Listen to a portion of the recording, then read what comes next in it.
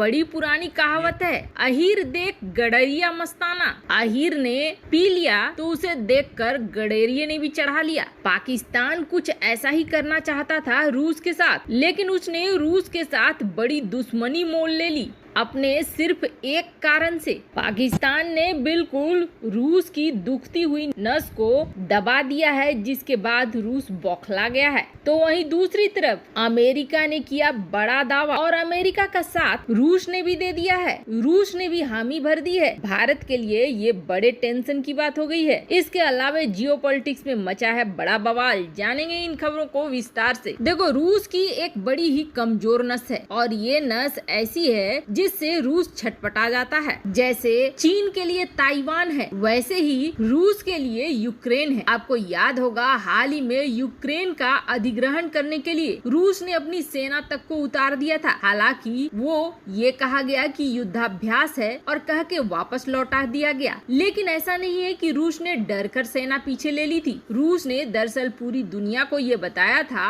अपनी सेना धड़ाधड़ इतने कम समय में यूक्रेन की बॉर्डर पे जमा करके कि वह कितना शक्तिशाली है और वो चाहे तो यूक्रेन को मिनटों में रूस के अंदर शामिल कर सकता है। उस वक्त यूक्रेन के राष्ट्रपति बड़े ही परेशान नजर आए थे। तब यूक्रेन ने तुर्की से भी मदद मांगने की कोशिश करी थी, जिस पर तुर्की को सीधे सीधे रूस ने चेतावनी दे दी थी कि यूक्रेन से दूर रहो, वरना अभी ताजी ताजी जो दोस्ती हो रही है वो दुश्मनी में तुरंत बदल जाएगी। यूक्रेन को लेकर रूस इतना ज्यादा गुस्से में या इतना ज्यादा संवेदनशील इसलिए भी रहता है क्योंकि यूक्रेन से रूस की सीमा बिल्कुल लगती हुई है। ऐसे में अगर यूक्रेन में नाटो देश या किसी अन्य देश की तैनाती हो जाती है सेना की, तो रूस को भेदना थोड़ा आसान हो जाएगा और रूस नहीं चाहता है कि इस तरह की कोई समस्या पैदा हो। वहीं दूसरी तरफ एक और बड़ा कारण है कि सोवियत संघ के समय में यूक्रेन रूस का वो इलाका था जहां हथियारों का निर्माण होता था। सोवियत संघ की सारी पुरानी टेक्नोलॉजी से यूक्रेन भली भांति परिचित है, जिसका फायदा चीन ने भी उठाया है, जिसकी वजह से रूस को अब समझ में आया है कि चीन ने सारी टेक्नोलॉजी हासिल भी कर ली और रूस के पास मांगने तक नहीं आया। पर अब हाल फिलहाल में पाकिस्तान और रूस के बीच जो थोड़ी बहुत दोस्ती हो रही थी, यहाँ तक कि काफी सालों बाद रूस ने पाकिस्तान से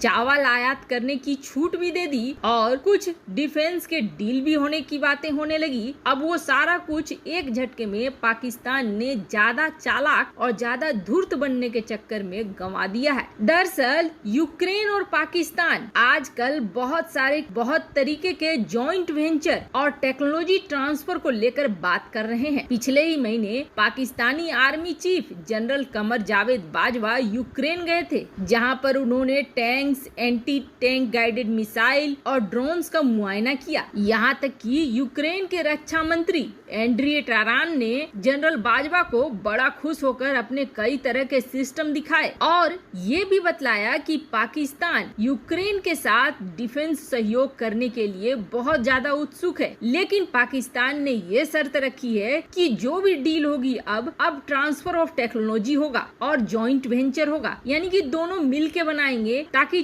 टेक्नोलॉजी पाकिस्तान तक भी पहुंच जाए। अब यूक्रेन और पाकिस्तान के बीच कहा तो ये जा रहा है कि बातें और भी ज्यादा बढ़ गई हैं, जिसमें defence production, training, counter terrorism, intelligence, कई तरह के समझौते होने की बात भी आ रही है। दरअसल पाकिस्तान ये कह रहा है कि अब वो चीन के ऊपर निर्भर नहीं रहना चाहता है और ऐसे में वह सोवियत संघ के समय जिस यूक्रेन को टेक्नोलॉजी का पावर हाउस माना जाता था उसके साथ समझौता करना चाहता है। अब यूक्रेन के साथ इस समझौते ने रूस को गुस्से में ला दिया है। तो वहीं दूसरी तरफ एक बड़ी खबर निकल कर आ रही है जिसमें भारत भी टेंशन में आ गया है। दरअसल ये खबर आई है अमेरिका की तरफ से और इस पर मोहर भी लग गया है और मोहर लगाने वाला कोई और नहीं है बल्कि रूस की एजेंसी है। ये जो आप इलाका देख रहे हो, मोरक्को, वेस्टर्न सहारा और मोरिशेनिया के बीच का, यहाँ पे तुनिसिया भी है, अल्जीरिया भी है और माली भी है। यहाँ पर दरअसल अमेरिका ने कई देशों के साथ मिलकर एक युद्धाभ्यास किया। वैसे तो ये युद्धाभ्यास मोरक्को में किया गया था, पर मोरक्को ने भी कूटनीतिक रूप से यहाँ एक चाल चलते हुए ये कह दिया था कि ये युद्धाभ्यास वेस्टर्न सहारा में हुआ है। ऐसा उसने इसलिए कह दिया था क्योंकि मोरक्को चाहता है वेस्टर्न सहारा पर कब्जा, और वो ये कहता है कि वेस्टर्न सहारा उसका है, जबकि वेस्टर्न सहारा एक अलग देश है। बाद में अमेरिका को क्लियर करना पड़ा कि नहीं, ये युद्धाभ्यास हमने मोरक्को की सीमा में, मोरक्को की जमीन पर करी है। पर इस युद्धाभ्यास के चर्चे बहुत दूर तक फैल रहे हैं। ऐसा इसलिए क्योंकि